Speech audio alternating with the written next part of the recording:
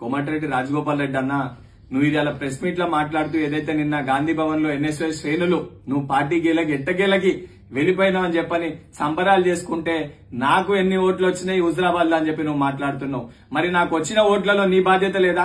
ఆ రోజు ఒక కాంగ్రెస్ పార్టీ కార్యకర్తకి టికెట్ కేటాయించినప్పుడు ఎన్నికల్లో ప్రచారం చేయాల్సిన నువ్వు ఎందుకు ప్రచారానికి దూరం ఉండే? అంటే నీ లావాదేవీలు ఎవరితో ఉంటే ముందుగా దానికి నువ్వు స్పష్టత ఇయ్యు.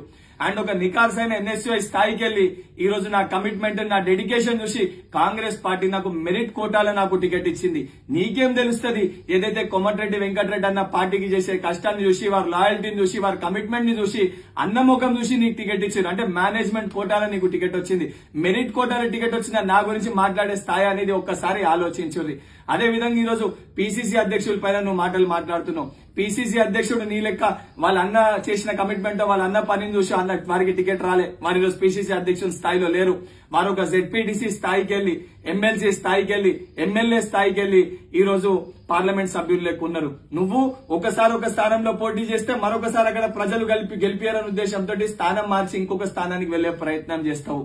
అండ్ దానితో పాటు ఏదైతే నువ్వు మాట్లాడుతున్నావో టీఆర్ఎస్ పార్టీని ఓడగొట్టాలంటే బీజేపీ పార్టీ ప్రత్యామ్నాయం అని చెప్పి నేను బీజేపీ పార్టీలో చేరిన అంటున్నావు. మరి ఇదే 7 సంవత్సరాలకి వెళ్లి టీఆర్ఎస్ పార్టీ పైన పోరాడుతూ 3 సార్లు ఎన్ఎస్ఓ శ్రేణులు నేను జైలుకు పోయినాము. 42 కేసులు మా పైన పెట్టిరు. ఏ ఒక్క రోజైనా మాకు ధైర్యాన్ని ఇచ్చినావా? మాకు అండగు నిలబడ్డావా? లేకపోతే మమ్మల్ని కలవనికి జైలుకు వచ్చినావా? నువ్వు కేవలము నీ సొంత లాభాల కోసము, సొంత ప్రయోజనాల కోసము గతంలో టీఆర్ఎస్ పార్టీతో లావాదేవీలు ఉంటే టీఆర్ఎస్ కి అనుకూలంగా మాట్లాడుతుండే, బీజేపీ పార్టీతో లావాదేవీలు ఉంటే బీజేపీ పార్టీకి అనుకూలంగా మాట్లాడుతుండే. ఎట్టకేళ్ళకి ఈ రోజు ఏదైతే మునుగోడులో ఉన్న కాంగ్రెస్ పార్టీ ప్రతి కార్యకర్తని మోసం చేసి నీ సొంత లాభాల కోసం 21,000 కోట్ల కాంట్రాక్టర్ల కోసము, కాంట్రాక్ట్ల కోసము ఈ రోజు నువ్వు బీజేపీ పార్టీలో పోయినావు. ఈ రోజు నువ్వు మా గురించి మాట్లాడినావు కదా, జీహెచ్ఎంసీ ఎన్నికల సమయంలో ఏ విధంగా నువ్వు బీజేపీ పార్టీలకు 50 కోట్లు ఇచ్చినావు. గత కొద్ది రోజులుగా బీజేపీ పార్టీతో నీ లావాదేవీలు ఏమైనావు అన్ని ఆధారాలు బట్టవేలు చేస్తాము. రేపు పొద్దున ఇదే మునుగోడు గడ్డపైన నువ్వు ప్రచారానికి తిరిగినప్పుడు నిరసన సెగలు ఎదుర్కొంటావు.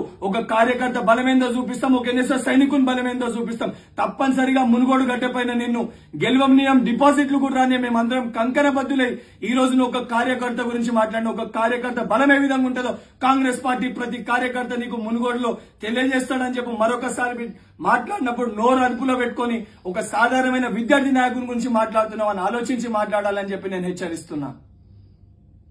మరిన్ని వార్తల అప్డేట్ కోసం జనం టీవీ తెలుగుని సబ్స్క్రైబ్ చేసి లైక్, షేర్ మరియు కామెంట్ చేయండి.